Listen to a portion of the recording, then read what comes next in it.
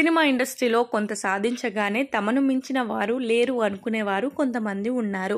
విపరీతమైన యాటిట్యూడ్ ప్రాబ్లంతో కనబడిన వారితో వింత వింతగా ప్రవర్తిస్తూ ఉంటారు ఈ టాలీవుడ్ స్టార్స్. సినిమాలో నటిస్తే వాళ్ళు ఏమైనా దేవుళ్ళ, అంత యాటిట్యూడ్ ఎందుకు అనేది అర్థం కాదు. వారికి ఉన్న ఆ యాటిట్యూడ్ ప్రాబ్లంతో పక్క వాళ్ళని ఇబ్బంది పెడుతూ ఉంటారు కూడా.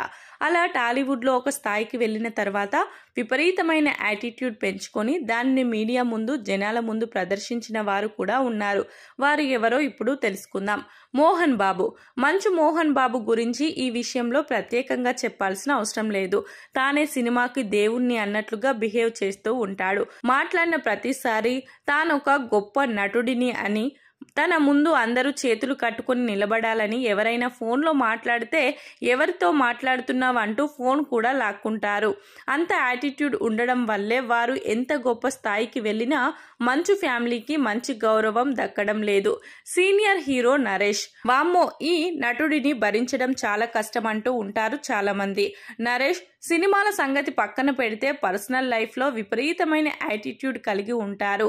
తనంత గొప్పవాడు లేడు అన్నట్లుగా బిహేవ్ చేస్తూ ఉంటాడు. అంతేకాదు తన తల్లి పేరు చెప్పుకొని ఇప్పటికీ పబ్బం గడుపుతూ ఉంటారు.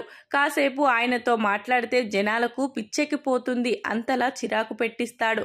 అలాగే అల్లు అరవింద్ సంగతి మామూలుగా ఉండదు. ఆయన అల్లు రామలింగయ్య కొడుకు కాబట్టి బతికిపోయాడు. లేకపోతే పెద్ద స్టార్ హీరో అన్నంత బిల్డప్ ఉంటుంది అల్లు అరవింద్కి. తన కొడుకు విషయంలో కూడా అలాగే మాట్లాడుతూ ఉంటాడు. తన కొడుకు కూడా నేషనల్ అవార్డు వచ్చింది, నయా పైసా ఇచ్చేది లేదు నా ప్రొడక్షన్ నుంచి అంటూ అందరి ముందు ఏదో వాగిస్తూ ఉంటాడు.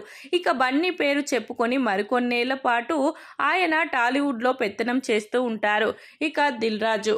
చాలా సౌమ్యంగా, చూడ్డానికి ఎంతో స్మార్ట్గా కనిపించే దిల్ రాజు సైతం మంచి యాటిట్యూడ్ ప్రాబ్లం కలిగిన వ్యక్తి. ఆయన గురించి, ఆయన సినిమాల గురించి ఎవరైనా తప్పుగా మాట్లాడితే ప్రెస్ మీట్ పెట్టి మరీ ఏకిపారేస్తారు. ఇటీవల కాలంలో ఆయన సినిమాలు డిజాస్టర్ అవుతున్నాయి. ఆ విషయాన్ని కూడా తట్టుకోలేక మీడియాపై విరుచుకుపడుతూ ఉంటాడు.